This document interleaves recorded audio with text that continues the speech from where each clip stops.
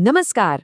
आज हम बात करेंगे इंसानियत के अब तक के सबसे लंबे और सबसे साहसी सफर की। ये कहानी है वॉयेजर प्रोब्स की, दो ऐसे स्पेसक्राफ्ट्स की जो इस वक्त गहरे अंतरिक्ष में हमारा एक बहुत ही खास पैगाम लेकर जा रहे हैं। असल में ये मिशन सिर्फ ग्रहों को देखने भालने के लिए नहीं था। इसका एक और, शायद कहीं ज्यादा बड़ा मकसद था, बातचीत करना। सवाल ये था कि अगर हम कभी किसी अनजान इंटेलिजेंट सभ्यता से मिलें तो उनसे हमारा पहला हेलो कैसा होगा। सोचिए जरा, ये सवाल ही अपने आप में कितना बड़ा है। हम अपनी कहानी कैसे शुरू करेंगे, हम इंसानियत की कौन सी तस्वीर उनके सामने रखेंगे।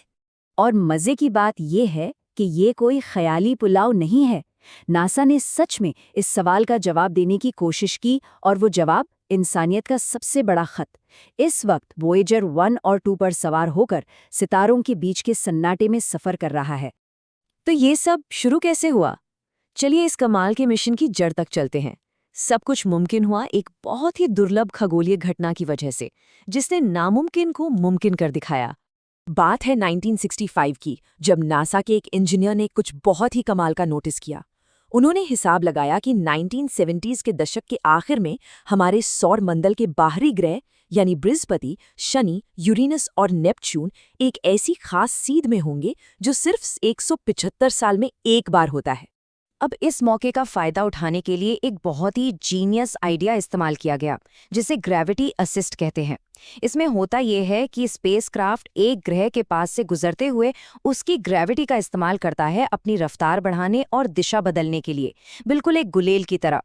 कम से कम फ्यूल में अंतरिक्ष में और भी दूर जाने का ये एक शानदार तरीका था। अच्छा, यहाँ एक मजेदार बात है। नाम तो वॉयेजर 1 और 2 है, लेकिन वॉयेजर 2 को असल में 20 अगस्त 1977 को पहले लॉन्च किया गया था। फिर 16 दिन बाद वॉयेजर 1 को एक छोटे और तेज रास्ते पर भेजा गया ताकि वो बृहस्पति और शनि पर पहले पहुंच सके। और बस यहीं से शुरू हुआ सौरमंडल के विशाल ग्रहों का वो ऐतिहासिक ग्रैंड टूर। एक ऐसा सफर जिसने स्पेस साइंस के बारे में हमारी समझ को हमेशा हमेशा के लिए बदल दिया। तो सबसे पहले दोनों की मुलाकात हुई हमारे सोलर सिस्टम के सबसे बड़े ग्रह जुपिटर यानी बृहस्पति से। ये बात है 1979 की। और वहां जो नज़ारा दिखा उसने तो वैज्ञानिकों के होश ही उड़ा दिए।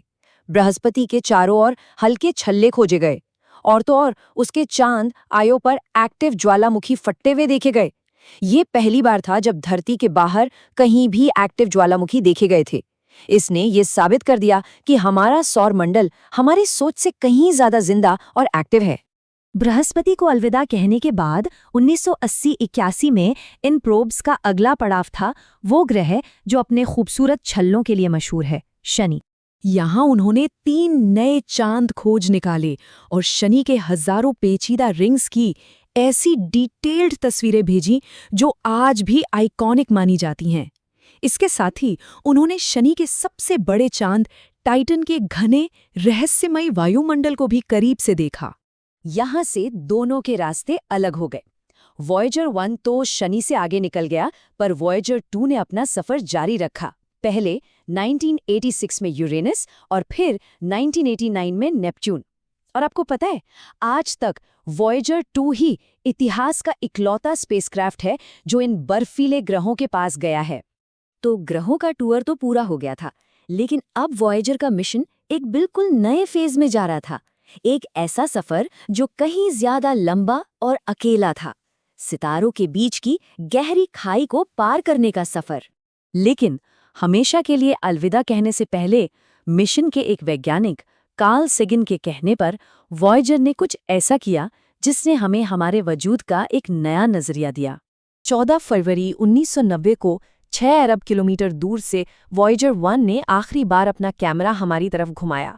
उस तस्वीर में हमारी पृथ्वी सूरज की एक रोशनी की किरण में तैरते हुए बस एक छोटे से हल्के नीले रंग के दाने जैसी दिख रही थी, वही फेमस पेल ब्लू डॉट। और उस तस्वीर के बाद पावर बचाने के लिए कैमरे हमेशा के लिए बंद कर दिए गए।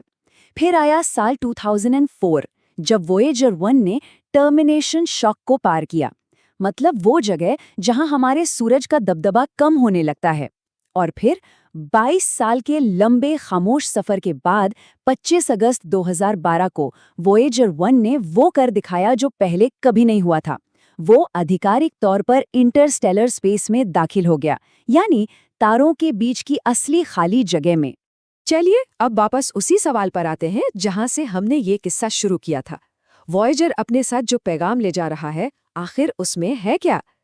जब पूरी इंसानियत की तरफ से एक कहानी सुनाने की बारी आई, तो हमने कौन सी कहानी चुनी? ये संदेश एक सोने की परत चढ़ी हुई कॉपर की डिस्क पर रिकॉर्ड है, जिसे गोल्डन रिकॉर्ड कहते हैं।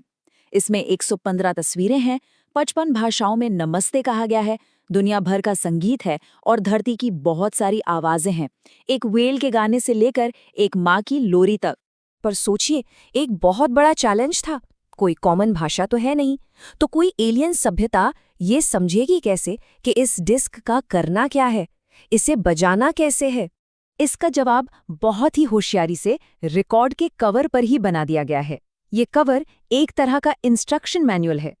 ये साइंस और मैथ्स की यूनिवर्सल भाषा का इस्तेमाल करके बताता है कि इसे चलाने के लिए प्लेयर कैसे बनाना है, इसकी सही स्पीड क्या है और ऑडियो सिग्नल को वापस 115 तस्वीरों में कैसे बदलना है। और आज अपने प्लूटोनियम पावर सोर्स की घटती हुई ताकत के साथ इंसानियत के ये सबसे दूर के दूत अपनी खामोश और न खत्म होने वाली यात्रा पर आगे बढ़ते जा रहे हैं। वोयेजर 1 अब हमसे, सोचिए, 24.7 अरब किलोमीटर से भी ज्यादा दूर है और 60,000 किलोमीटर प्रति घंटे से भी ज्यादा तेज रफ्तार से आगे बढ़ रहा है। ये स्पीड इतनी है कि जितनी देर में आप पलक झपकाते हैं वो 17 किलोमीटर आगे निकल जाता है। ये वॉयेजर यान अरबों साल तक हमारी मिल्की वे गैलेक्सी में यूं ही भटकते रहेंगे, हमारी पहचान का एक खामोश सबूत बनकर। और सवाल ये है कि अगर कभी किसी ने इन्हें खोज लिया, तो वो हमारे बारे में क्या सोचेंगे?